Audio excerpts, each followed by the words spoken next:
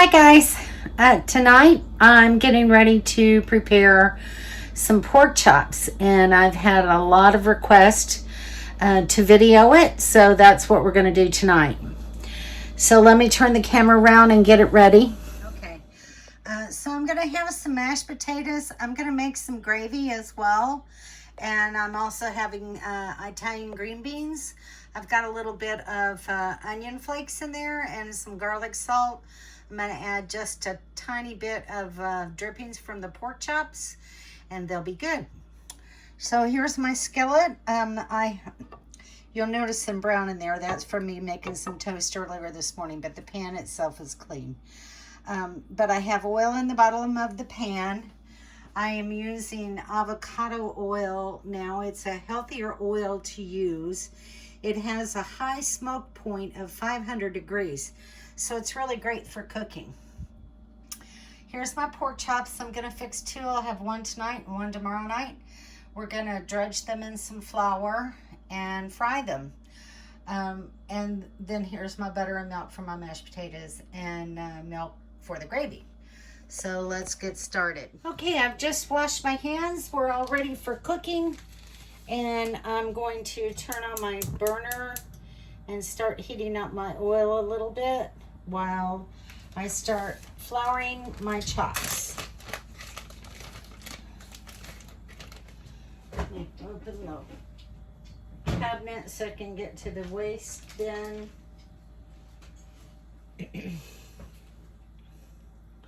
Whenever I'm freezing meat, I always do individual servings since it's just me.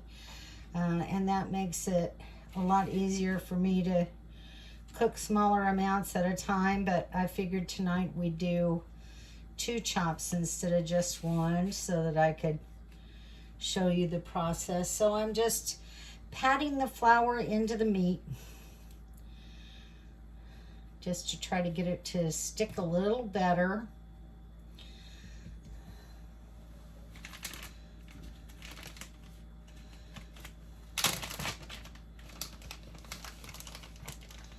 This next one is a bigger chop. So I use bone-in, always bone-in. They have a much better flavor.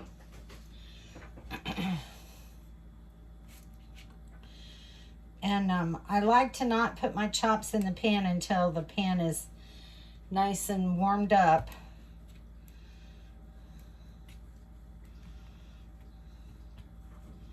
So sometimes you have to turn them over 2 or 3 times to get the flour to stick really good. I don't use an egg wash or anything like that. Just flour. And then once they're in the pan, I'll put salt and pepper on them.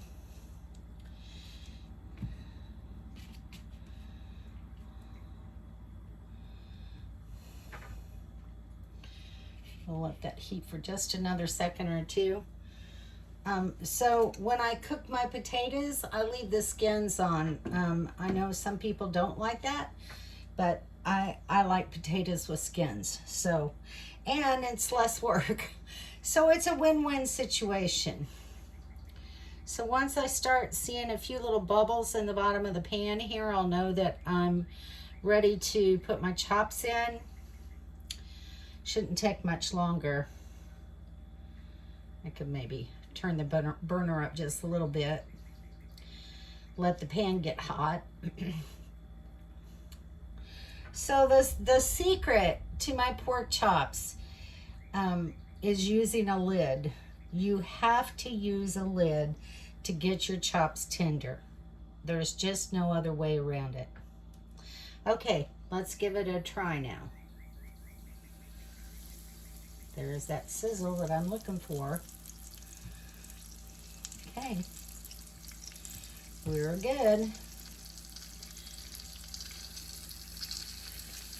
And those chops fit in there really good. Now I'm going to save this flour to use for my gravy.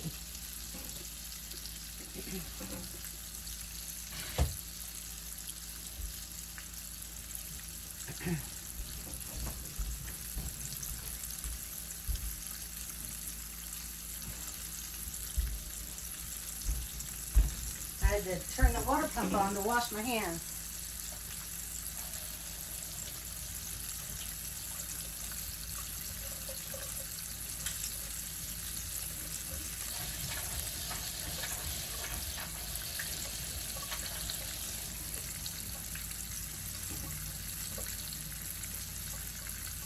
Okay. Now I'm going to salt and pepper my chops. You can use whatever kind of seasoning that you like on them.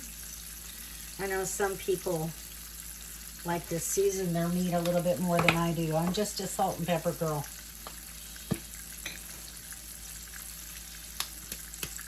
Humidity.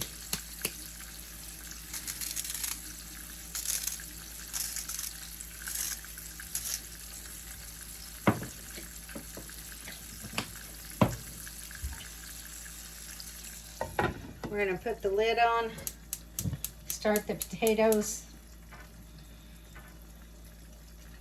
and let them boil for about 15-20 minutes.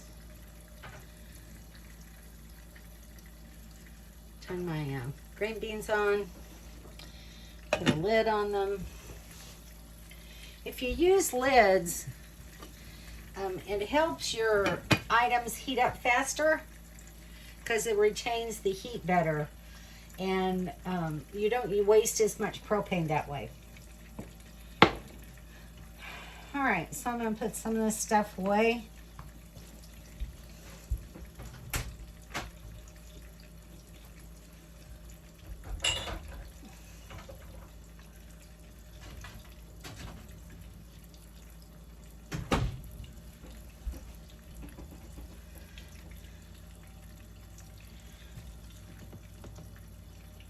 I'm going to adjust my flame a little bit. I don't want to cook them real fast. I'm finding that this stove cooks very hot. It's a new stove to me, so I'm just trying to learn the parameters here. Clean up some of my mess.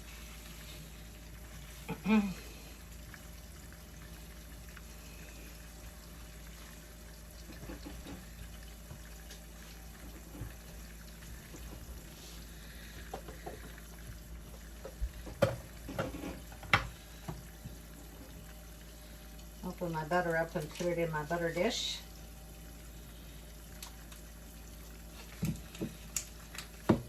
I'll tell you a little bit about this milk that I have here. I don't know if you've ever seen it or if you've ever used it, but I always try to carry some with me when I'm traveling. The nice thing about it is, if you have some for a backup and you run out of regular milk, then,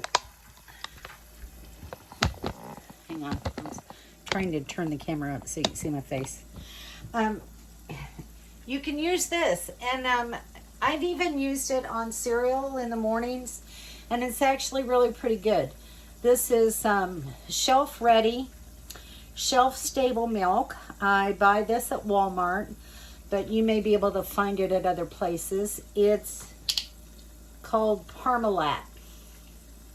And this one is whole milk. They also have, I think they have 2% and skim, but don't, that's not a promise. So anyway, but I use it a lot when I cook. Instead of using my fresh milk, I'll use the Parmalat, and that works out really well. All right, I'm gonna give these a couple of minutes to brown, and then I'll turn them over and show you how they look. All right, let's take a look and see how they're doing.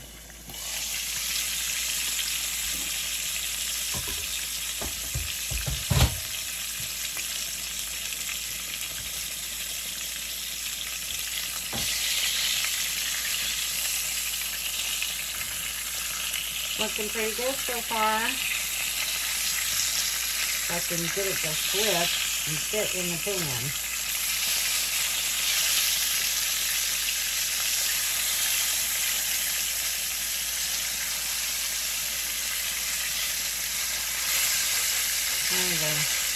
They're just lightly browned right now.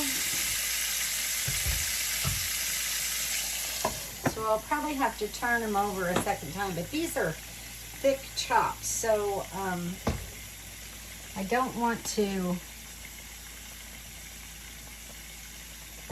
undercook them, and I don't want to overcook them.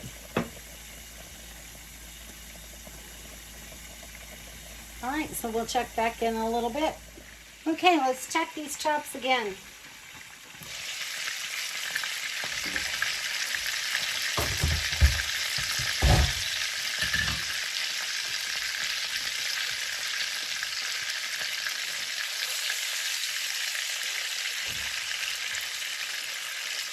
They're getting there.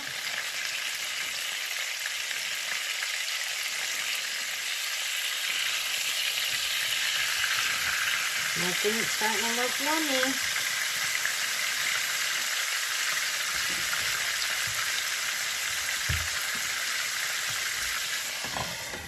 My potatoes are done, so I'm going to mash them real quick.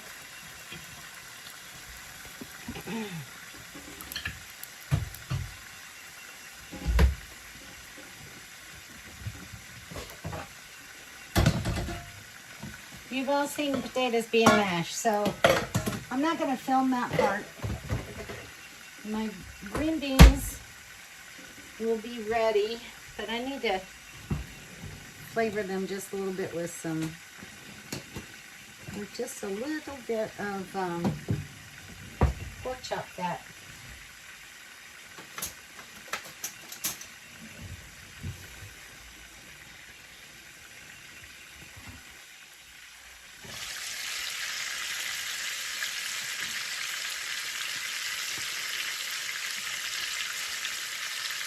Get some of those good drippings.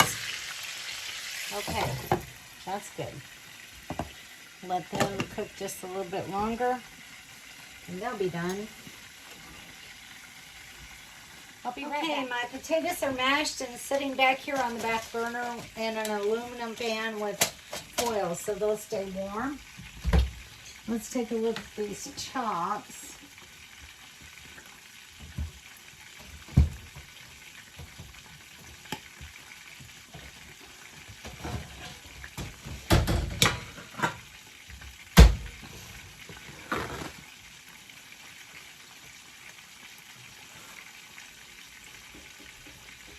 Okay.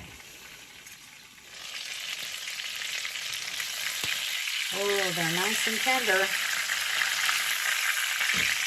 It's really hard to get big, thick chops tender like that. So, you know, the key is just keeping that lid on. So we're going to let them brown on the outside a little bit more, and then call it quits and make some gravy. There's a peek of them through the pan. Okay, let's take a final look.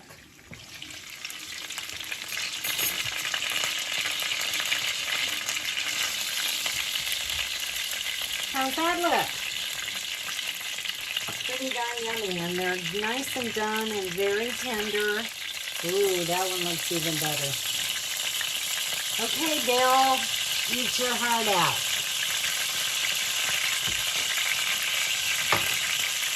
All right, we're gonna drain some of the grease out of this pan, and I'm gonna make some gravy.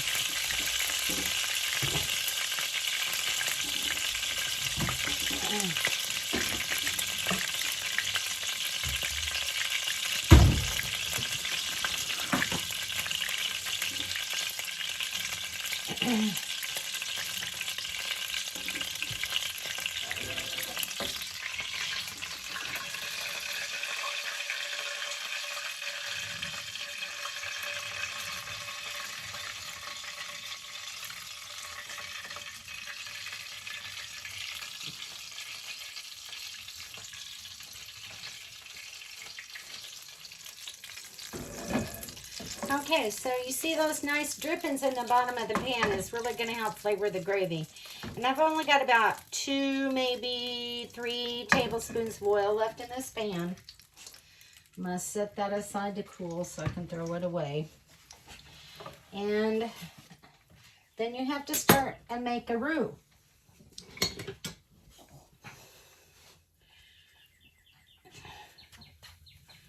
So I can't tell you exactly how much flour I'm using. You want to use enough to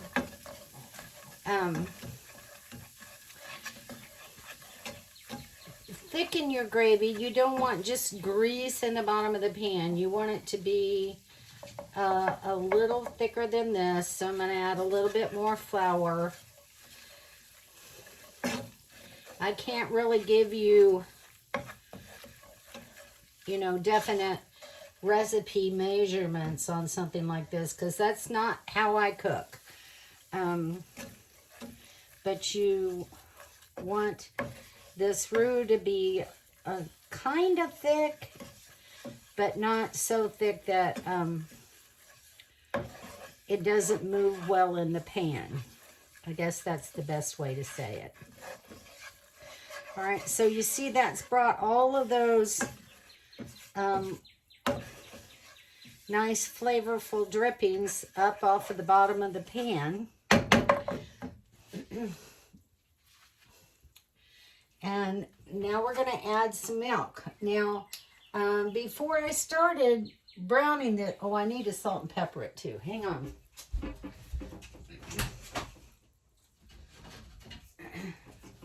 So if you don't salt your gravy, it's going to taste really, really blah. So you have to salt it. If you're not a salt lover, I don't know what to tell you, but it needs salt.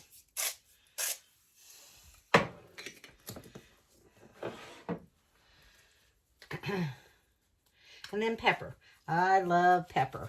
So I shake a lot of pepper in my gravy.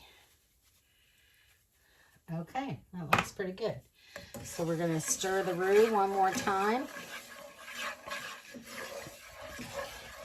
I didn't make this real thick so that hopefully I won't have gravy for 4 days, because it's just me.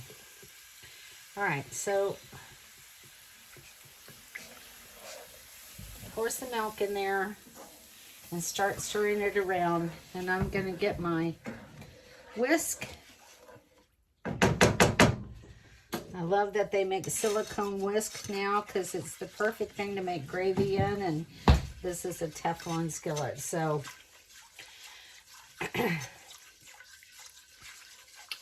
there you go.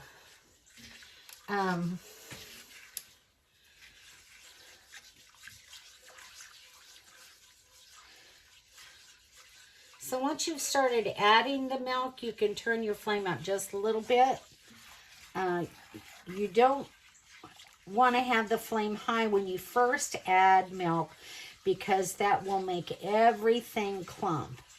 And as you can see, it's already starting to thicken. So I'm going to add some more milk right now to thin it back out, because it's not there yet.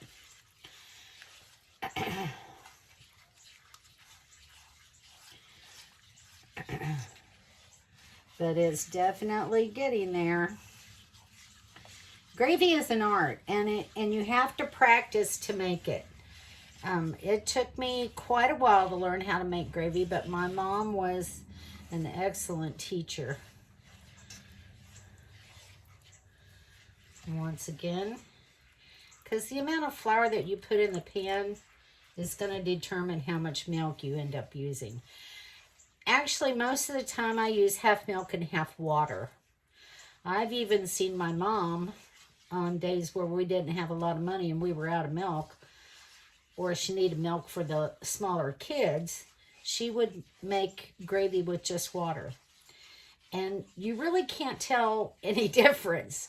It was always very surprising to me that it turns out that way.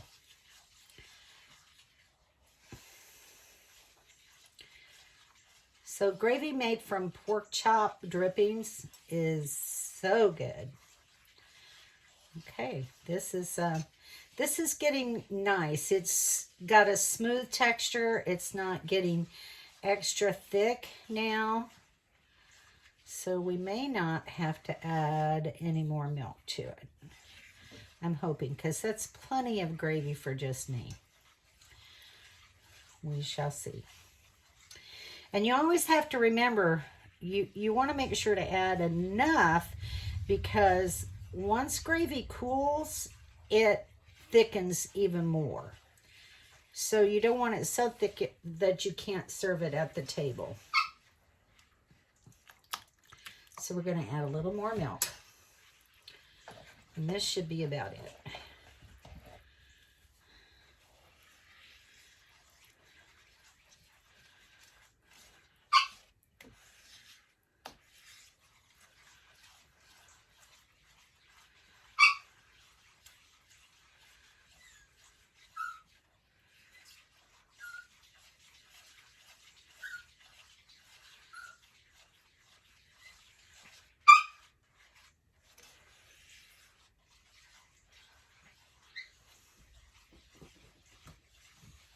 I hope that this helps you.